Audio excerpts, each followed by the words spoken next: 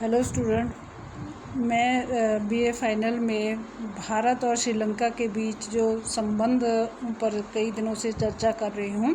आज इसी कड़ी में जो है भारत श्रीलंका के संबंधों में कुछ मुद्दों को लेकर जो मतभेद है, तनाव है, इस मुख्य रूप से ये एक मुद्दा जो है भारत और श्रीलंका के बीच वो है तमिल उनका मुद्दा। भारत और श्रीलंका के संबंधों में मतभेद की शुरुआत जो है श्रीलंका के गृह युद्ध से हुई। श्रीलंका के गृह युद्ध जो है 1948 से श्रीलंका में गृह युद्ध के रूप में जातीय संघर्ष हुआ, क्योंकि आज़ादी के बाद वर्षों में सहेलियों ने तमिल प्रवासी थे जो बागान के श्रमिक थे, उनको देश से विस्थापित कर दिया। सहेलियों को आधिकारिक भाषा बना दिया। सहेलियों 1972 में सहेलियों ने देश का नाम बदलकर श्रीलंका कर दिया। बौद्ध धर्म को राष्ट्रीय धर्म घोषित कर दिया। तमिल और सहेलियों के बीच जातीय तनाव और संघर्ष जो है शुरू हो गया। 1976 में प्रभाकरन के नेतृत्व में लिट्टे का गठन किया गया। प्रभाकरन ने उत्तरी पूर्वी श्रीलंका के जो क्षेत्र जहां तमिल रहते थे उनको मातृभूमि के लिए प्रचार करना शुरू कर दिया। 1983 में लिट्टे ने श्रीलंका की सेना की एक टुकड़ी पर हमला किया, जिसमें श्रीलंका की सेना के कई जवान शहीद हो गए। इस घटना से दंगे भड़के और 2500 तमिल जो है मारे गए। इसके बाद तमिल बहुसंख्यक और सहेलियों के बीच प्रत्यक्ष युद्ध जो है शुरू हो गया। भारत की इस गृह युद्ध में सक्रिय भूमिका रही। श्रीलंका के संघर्ष को एक राजनीतिक समाधान के लिए वर्ष 1987 में दोनों देशों के बीच एक समझौता हुआ। भारत ने ऑपरेशन पवन के तहत लिट्टे को समाप्त करने हेतु श्रीलंका में इंडियन पीस कीपिंग फोर्स तैनात कर दी।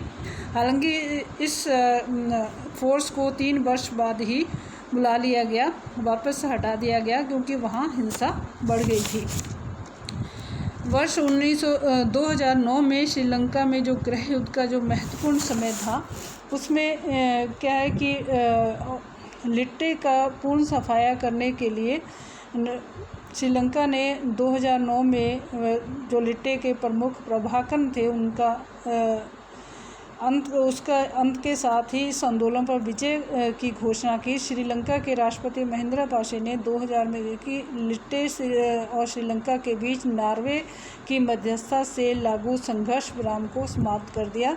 श्रीलंका की सरकार ने लिट्टे के विरुद्ध ताज़ा सैन्य कार्रवाई जनवरी 2008 से शुरू की थी। भीषण सैन्य कार्रवाई से लिट्टे को पीछे धकेलते हुए उसके नियंत्रण वाले कई शहरों पर महत्वपूर्ण ठिकानों पर श्रीलंका की सेना का कब्जा हो गया, और जो लिट्टे के नियंत्रण वाले उत्तर पश्चिमी तटीय इलाकों पर पूर्ण नियंत्रण जो है श्रीलंका की सेना का हो गया। इस श्रीलंका की सेना ने इस लिट्टे विद्रोही संघर्ष में जो हिंद महासागर के तटीय इलाके थे उनमें भी प्रभाकरन को और उसके जो नेता थे साथ लिट्टे के, उनको मार दिया गया। लिट्टे के हिंसक आंदोलन की वजह से लगभग 70,000 लोगों की जानें जा चुकी थी। विश्व में आतंकवादी जो हमले की शुरुआत जो है लिट्टे ने ही की थी। भारत के पूर्व प्रधानमंत्री राजीव गांधी की हत्या के पीछे भी लिट्टे का हाथ था। लिट्टे पर विजय के पश्चात राष्ट्रपति महिंद्रा ने 19 मई को संसद में कहा कि उनकी सरकार सैन्य समाधान को अंतिम समाधान के रूप में स्वीकार नहीं करती है। उन्होंने कहा कि लिट्टे के विरुद्ध उनका कोई लड़ाई नहीं है तथा उनका उद्देश्य तमिलों को लिट्टे की चुगल से मुक्त कराना है। तमिल लोगों का दिल जीतने के लिए प्रयास के तहत तमिल भाषा में टिप्पणी करते हुए उन्हें तमिल भाषियों की रक्षा की जिम्मेदारी भी ली, और श्रीलंका के राष्ट्रपति ने स्वीकार किया कि तमिलों को भी आज़ादी का अधिकार है। 2009 में श्रीलंका में लिट्टे के अधिकांश उग्रवादियों का सफाया हो गया। सामरिक दृष्टि से देखें तो लिट्टे के साथ युद्ध खत्म होने के बाद भारत और चीन पर इसका असर पड़ा, जो कि कुछ खास पाने की स्थिति इनमें नहीं है। भारत सरकार का स्पष्ट रुख अपनाने के कारण चीन को भारत की कीमत पर श्रीलंका में अपना असर बढ़ाने का अवसर मिल गया। श्रीलंका और हिंद महासागर में चीन के बढ़ते असर को गंभीरता से लेने की आवश्यकता भारत जो है कि वो सुरक्षा की दृष्टि से इस को कम करे।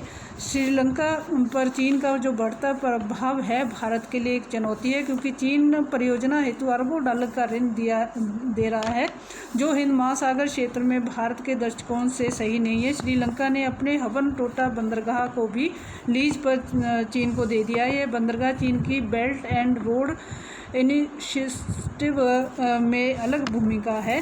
चीन द्वारा सार्वजनिक निवेश परियोजना कर्ज जो है फंसा है श्रीलंका में। भारत के लिए श्रीलंका का महत्व है। यह द्वीप यूरोप से लेकर पूर्वी एशिया तक सभी प्रमुख समुद्री संचार गलियारों, बड़े तेल निर्यातक, तेल आयातक देशों के बीच एक स्थित है, जो कि भू राजनीतिक दृष्टि से महत्वपूर्ण है। भारत ने अपनी हिंद महासागर संबंधी रणनीति इसे विशेष स्थान दिया है। भारत श्रीलंका मुख्य आर्थिक भागीदारी रहा है। श्रीलंका की एक प्रतिनिधि मंडल को संबोधित करते हुए राष्ट्रपति रामनाथ कोविंद ने कहा कि श्रीलंका नेबरहुड फर्स्ट नीति के लिए महत्वपूर्ण है। वर्तमान सरकार श्रीलंका के साथ संबंधों को सामान्य करने के लिए कई प्रयास कर रही है, जिससे कि भारत और श्रीलंका के संबंध जो हैं अच्छे हों और हिंद महासागर पर भारत का प्रभाव सुरक्षा की दृष्टि से बना रहे। Thank you.